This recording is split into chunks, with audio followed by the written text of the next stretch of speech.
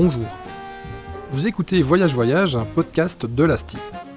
La STIB, c'est la Société des transports intercommunaux de Bruxelles.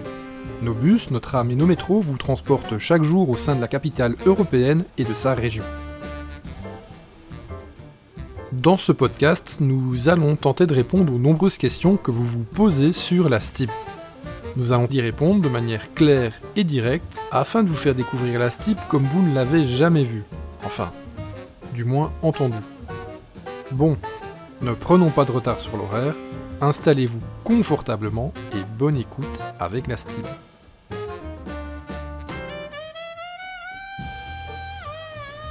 Aujourd'hui, nous sommes allés sur le réseau et vous nous avez posé cette question. Oui, y a souvent des musiciens dans le métro et je me demandais est-ce que c'est réellement permis de jouer de la musique dans les rames ? Essayons d'y répondre avec un spécialiste.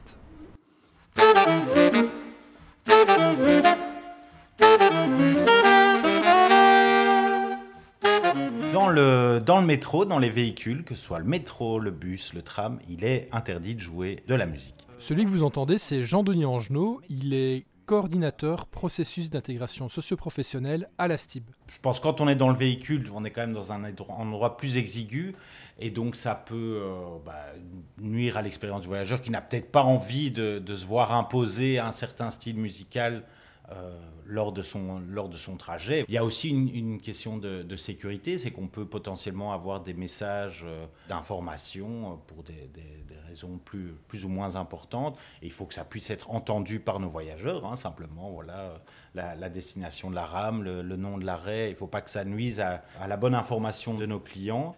Et puis voilà, c'est un lieu exigu, donc ça, fatalement, un accordéoniste ou autre prend de la place, et donc ça peut aussi empêcher le passage de nos clients.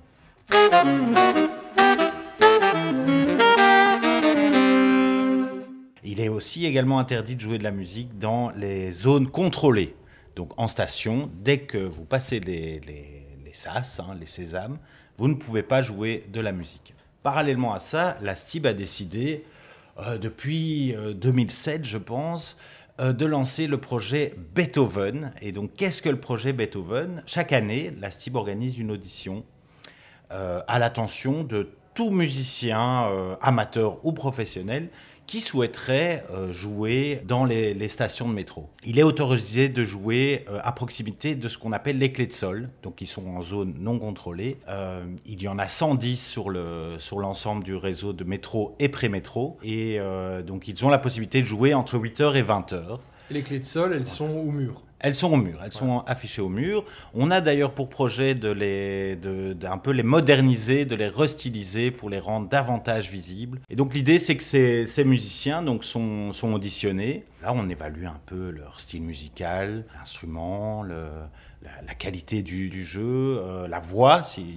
On a aussi des chanteurs qui sont accrédités. Et donc le jury est composé d'un président de jury qui est musicien lui-même. Avec lui, il y a 3 autres collègues qui sont aussi musiciens amateurs et un collègue qui représente, on va dire, le citoyen lambda qui est là pour donner son avis en tant que client, on va dire lambda. Parce qu'on pense que la musique fait partie d'une expérience agréable de voyage dans nos installations.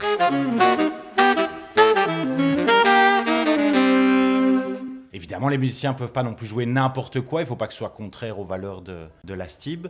Mais voilà, tout est possible. On a actuellement une 50aine de musiciens qui sont accrédités. Des violonistes, des violoncellistes, des accordéonistes, un joueur de didgeridoo également. Bon, voilà, on a une série de différents types de musiciens, des guitaristes également.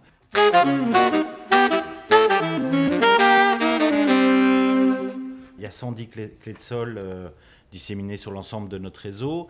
Évidemment, on va dire qu'il y a ce que j'appellerais des hotspots, des stations qui rencontrent plus de succès auprès de nos musiciens.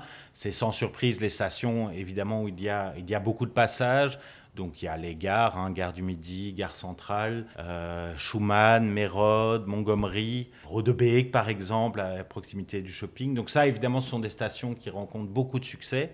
Donc chaque musicien, en fait, bénéficie on va dire, 2 emplacements prioritaires à 2 horaires bien déterminés, donc matin, après-midi, début de soirée, donc parce qu'ils peuvent jouer jusqu'à 20h. Après 20h, ça n'est plus autorisé. Mais ils ont la possibilité en dehors de ses priorités, de jouer sur l'ensemble du réseau.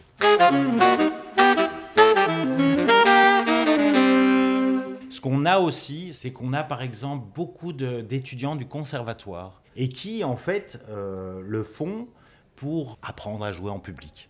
Voilà. Mais jouer dans sa chambre ou jouer face à ses professeurs au conservatoire, ça n'est pas la même chose que de jouer face à une foule qui n'est pas spécialement un public averti. Et donc, voilà, c'est ce qu'il m'exprime souvent lors des auditions, c'est cette envie de se tester face à des gens qui ne sont peut-être pas, qui n'ont pas payé pour venir les admirer. Et aussi, voilà, fatalement, ce sont des étudiants qui viennent du monde entier. Hein. On a des musiciens qui viennent de Colombie, de Russie, d'Ukraine, de Pologne, d'Asie. Et voilà, c'est aussi une forme d'un peu de beurre dans les épinards. Donc je pense que c'est aussi une des raisons voilà, qui fait que ces personnes passent leurs auditions. Et voilà, vous en savez plus sur la STIB désormais. Well, miss, I guess I'll be on my way now. Vous avez écouté Voyage Voyage, un podcast de la STIB. Nous espérons qu'il vous a plu.